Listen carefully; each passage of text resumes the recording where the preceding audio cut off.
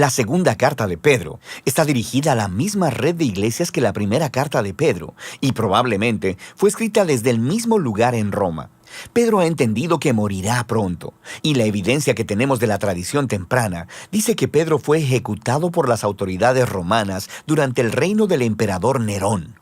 Así que esta carta es como el discurso de despedida de Pedro. Él inicia ofreciendo un reto final, que los seguidores de Jesús deben ser personas que nunca dejen de crecer.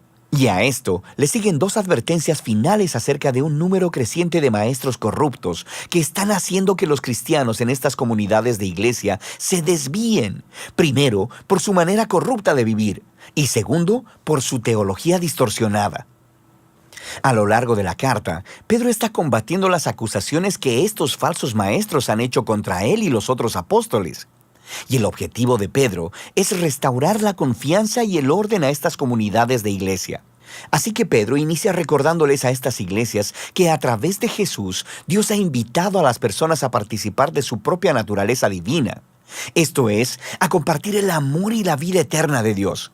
Esto es completamente asombroso y requiere una respuesta de por vida. Recibir este regalo significa un compromiso a desarrollar los mismos rasgos de carácter que distinguen a la propia naturaleza de Dios. Aquí, Pedro lista 7 rasgos que deben procurar, y el último abarca y corona todos los demás. Es el amor, el cual, de acuerdo a Jesús, significa dedicarte al bienestar de los demás, no importa cómo respondan o qué tan costoso sea. Amar, de acuerdo a Pedro, es compartir la misma vida de Dios. Pedro luego declara el propósito de la carta, que es el funcionar como un monumento a su enseñanza para que pueda ser transmitida a las siguientes generaciones, ya que no le queda mucho tiempo para estar ahí personalmente. Así que, antes de morir, él quiere abordar estas objeciones y acusaciones que están siendo hechas por los maestros que distorsionan las enseñanzas de Jesús y de los apóstoles. De manera que Pedro primero aborda una acusación repetida por los escépticos presentes y futuros, en el sentido de que él y los apóstoles simplemente inventaron todo esto de que Jesús se levantó de los muertos, que es el Rey del mundo y que Jesús en realidad no volverá. Así que Pedro ofrece su testimonio ocular sobre el poderoso momento en el que Jesús se transfiguró en la montaña. Recuerda la historia en Marcos capítulo 9. Los apóstoles vieron a Jesús como el Rey exaltado y su resurrección significa que Él está vivo como Rey y regresará un día para rescatar al mundo. Así que el futuro regreso de Jesús para traer el reino de Dios cumplirá todo lo que las antiguas escrituras han estado señalando. Las palabras de los profetas del Antiguo Testamento no son fantasías fabricadas. Es a través de las palabras humanas de la Escritura y a través del Jesús humano que Dios mismo nos ha hablado. Pedro luego continúa para lidiar con las amenazas que levantaron los líderes corruptos en la iglesia y se enfoca en otras objeciones que ellos plantearon. Primero, estos maestros niegan la idea de una rendición de cuentas final, donde Dios va a ser responsable a todas las personas por sus decisiones.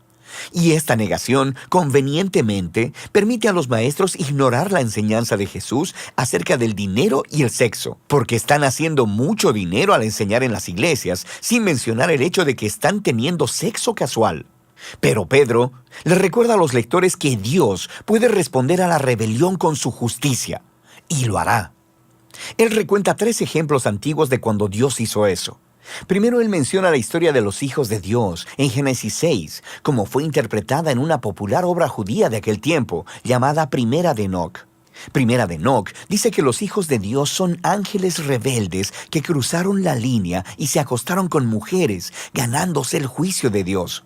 Pedro luego habla de la historia del antiguo diluvio y después de la historia de Sodoma y Gomorra. En cada caso, hubo una rebelión que llevó al juicio divino. Pero Pedro dice, Dios siempre fue fiel en liberar a su pueblo y utiliza la historia de Lot para poner un ejemplo. Pedro luego conecta estas historias antiguas con la manera corrupta de vivir de los falsos maestros. Ellos también están detrás del dinero y del sexo, desprecian la autoridad de Dios y guían a otras personas a pensar que a Dios no le importan las decisiones morales. Él dice que ellos enseñan un mensaje de libertad cristiana y lo usan como licencia para hacer todo lo que quieren. Y por eso Pedro va a hablar de las cartas de Pablo más adelante en el capítulo 3. Parece que estos maestros han distorsionado el mensaje de Pablo sobre la libertad en Cristo. Pero esa no es la clase de libertad de la que hablaba Pablo. Y Pedro deja claro que esos maestros en realidad no son libres. En realidad son esclavos de sus impulsos carnales. Y el hecho de que son cristianos lo hace aún más trágico, porque conocer la enseñanza de Jesús los hace doblemente responsables. Se han convertido en lastimosos ejemplos de un antiguo proverbio sobre un perro volviendo a su vómito y un cerdo limpio volviendo al lodo. Pedro luego aborda el razonamiento en el que se basa la negación de los maestros de la final rendición de cuentas. Ellos dicen, generaciones del pueblo de Dios siguen naciendo y muriendo sin ver el cumplimiento de sus esperanzas. ¿Dónde está el regreso prometido de Jesús? Miren a su alrededor, él dice, a este maravilloso universo que habitamos. El hecho de que existimos significa que en algún momento en el pasado, la palabra de Dios intervino de manera dramática para crear algo de la nada y para traer orden desde el caos. Y Él puede hacerlo otra vez. Así que la verdadera pregunta aquí es, ¿por qué Dios tarda tanto? Pero Pedro nos recuerda que nuestra concepción humana del tiempo es extremadamente limitada. Los largos periodos de tiempo a través de los cuales Dios trabaja no encajan en el panorama de nuestras muy cortas vidas. Estas grandes cantidades de tiempo son en realidad una señal de la paciencia de Dios, porque a cada generación se le ofrece una oportunidad para reconocer su propio egoísmo, para humillarse a sí misma y para arrepentirse delante de la gracia generosa de Dios.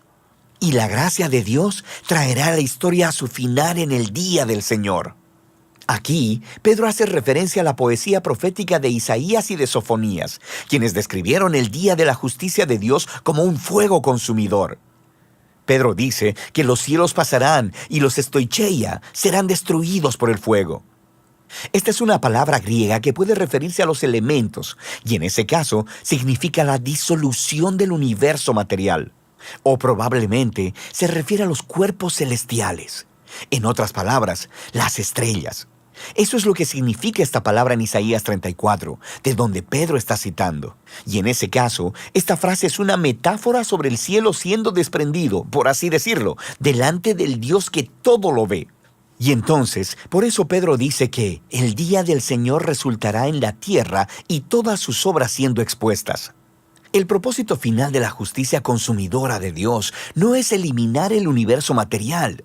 Más bien, es exponer la maldad y la injusticia y removerla para que una nueva clase de cielos y tierra puedan emerger. Una que esté permeada de justicia, llena del amor y del pueblo de Dios, quienes conocen y aman a Dios y a su prójimo como a ellos mismos. Pedro concluye diciendo que esta es la verdadera esperanza cristiana, la que Jesús y todos los apóstoles han estado anunciando, incluyendo a Pablo, cuyos escritos pueden malinterpretarse si los sacas de contexto. Pero todos los apóstoles están en la misma página. Y así, Pedro termina su discurso final a la iglesia. Ahora, el tono de segunda de Pedro se siente muy intenso. Pero su pasión viene de una firme convicción de que Dios ama a este mundo y está determinado a rescatarlo a través de Jesús.